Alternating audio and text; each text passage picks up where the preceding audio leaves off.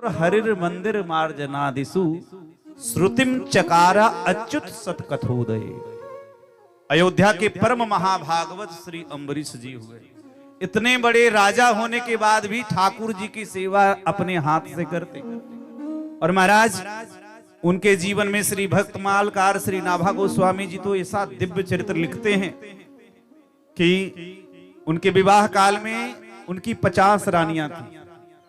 और महाराज रानियां वैसे भक्ति नहीं करती थी, लेकिन सबसे छोटी रानी जब विवाह के लिए अम्बरीश जी गए नहीं थे, सबसे छोटी रानी के विवाह का उल्लेख करते हैं नाभा गोस्वामी जी।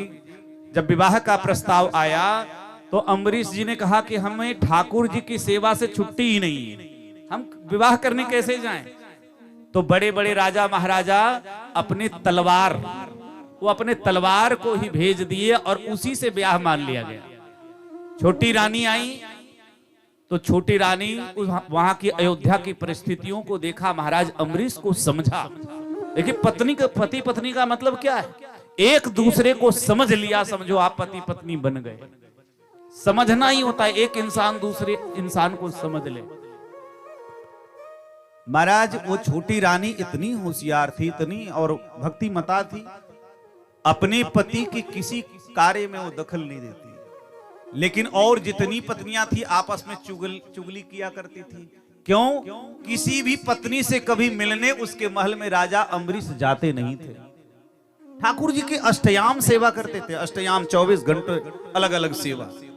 यहां तक कि वर्णन है ठाकुर जी के भोग राग के लिए भी जो व्यवस्था होती थी, मसाला आदि से लेकर के महाराज पहले वो चक्की चलती थी, आटा भी अम्बरीश महाराज स्वयं अपने हाथ से पीसते थे।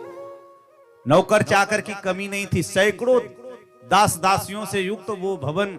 लेकिन भगवान की सेवा नौकर चाकर के भरोसे नहीं होता है, अपने से जो भाव बनता है। अगर नौकर से तुम भोजन बनवा करके तुम खाओ, उसका स्वाद और अपने हाथ से भोजन बना के खाओ, दोनों में अंतर होता है। इसीलिए छोटी रानी ने विचार किया कि क्या करें। राजा महाराजा कभी भी किसी रानी के, अब जिसे पति का संग प्राप्त न हो तो वैसे वो दुखी रहती थी, तो राजा महाराज से नजदीकी बढ़ाई कैसे जाए। तो ये विचार किया, रानी जी ने भी विचार किया कि हम भी अपने महल के बगल में एक मंदिर बनवाएंगे। राजा महाराज को सूचना भेजी, राजा महाराज बड़े प्रसन्न हुए, दिव्य भव्य मंदिर बनकर के तैयार हुआ। और जब ठाकुर जी की प्राण प्रतिष्ठा की तैयारी हुई तो महाराज स्वयं राजा महाराज आकर के और छोटी रानी के लालसा के अनुरूप दिव्य उत्सव के साथ और ठाकुर जी की प्राण प्रतिष्ठा कराई। और जब छोटी रानी ऐसी सेवा करने लगी, ऐसी सेवा की भगवान की, कि छोटी रानी की सेवा से रीझ करके महाराज अम्बरीश अब जब देखो तो उन्हीं के ठाकुर जी, उन्हीं के मंदिर में हमेशा अम्बरीश जी मिलते हैं। अन्य रानियों को महाराज जी चीड़ हो गई। सौतिया डाह की कथा तो आप लोग जानते ही हैं, कद्रू बनित ही दिन न दुखा तुम्हें कौशल्या दे।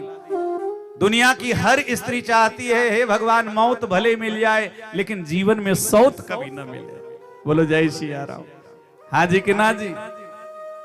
इसलिए आजकल कलयुगी माताएं जो है ना, अपने पतियों के फोन भी समय समय पर चेक करती रहती है, कहीं चक्कर तो नहीं चल रहा है। फोन ऐसा चक्कर है कि घन चक्कर लगा देता है। तो इसलिए छोटी रानी के महल में आजकल प्रायः राजा अम्बरीश जाते हैं। और महाराज अन्य रानियों को चीड़ हो लेकिन कुछ कर तो सकती नहीं है, तो उन रानियों ने भी देखा देखी महाराज वो ठाकुर जी की सेवा प्रारंभ की। जो हृदय से भक्ति नहीं करती थी लेकिन देखा देखी में, तो कहते ना भक्ति एक ऐसा है, ये पंथ ऐसा है, ये धर्म का मार्ग ऐसा है ना कि अगर आप नकली भी हो ना तो धीरे धीरे धीरे धीरे कभी न कभी वो असली बन ही जाएगा।